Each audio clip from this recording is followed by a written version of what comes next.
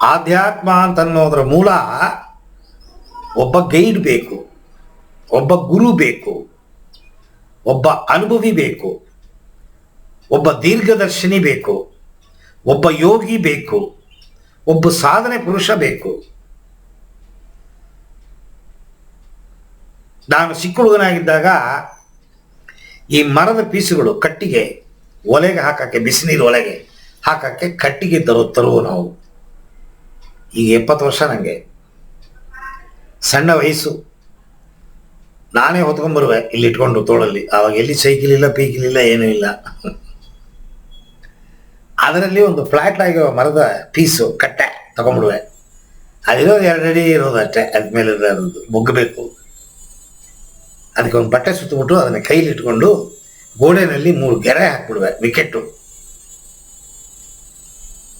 ನಮ್ಮ ಅಣ್ಣನ ಮಕ್ಕಳು ಚಿಕ್ಕ ಚಿಕ್ಕ ಹುಡುಗರು, ಅವ್ರನ್ನ ಬಾಲಿಸಿ ಎನ್ನುವೆ. ಚಿಕ್ಕಪ್ಪ ನಾನು ಹೇಳಿದ್ರೆ ಕೇಳೋರು ಮಕ್ಕಳು, ಕೇಸಿಯವರು. ನಾನು ಕೊಡಿವೆ. ಕಲಿಯಕ್ಕೆ ಸಾಧ್ಯವೇ?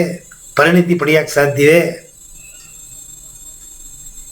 ಯಾವಾಗ ಬ್ಯಾಟನ್ನ ಕೈಯಲ್ಲಿ ಮುಟ್ಟದೆ ಅದಕ್ಕೆ ಸಂಬಂಧಪಟ್ಟಂತೆ ವಿಚಾರಗಳನ್ನು ತಿಳಿಸೋದಕ್ಕೆ ಒಬ್ಬ ಗೈಡ್, ಒಬ್ಬ ಕೋಚ್ ಬೇಕು.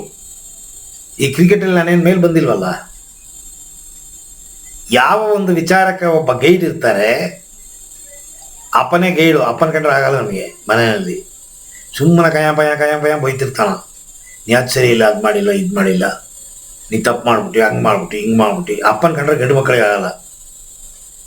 ಹೆಣ್ಣು ಮಕ್ಕಳು ಹೋಗಿ ಅಟ್ಕೊಳತ್ತೆ ಅಪ್ಪನ, ಗಂಡು ಮಕ್ಕಳಿಗೆ ಆಗಲ್ಲ. ಯಾಕೆ? ನಿಮ್ಮನ್ನು ತಿದ್ದೋದಕ್ಕೆ ಪ್ರಯತ್ನ ಮಾಡ್ತಾನೆ ಅಪ್ಪ. ಮೊದಲನೇ ಗುರು ಅವನೇ, ಮೊದಲನೇ ಗೈಡ್ ಅವನೇ. ನಾವು ನಮ್ಮ ಮಕ್ಕಳು ಹೆಂಗೆ ಸಾಕ್ತೀವಿ ಅದಕ್ಕೆ ಇಡ್ಸಲ್ಲ. ನಮ್ಮ ಮಕ್ಕಳಿಗೆ ಅಮ್ಮ ಬೊಯ್ಯಲ್ಲ, ಅವಳಿಗೆ ಪ್ರೀತಿಯವಳಿಗೆ.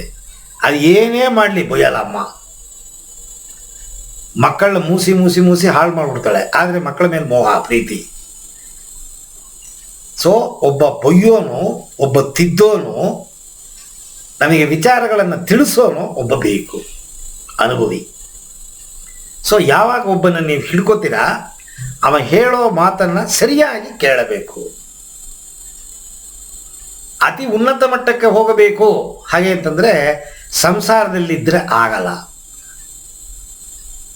ಯಾಕೆ?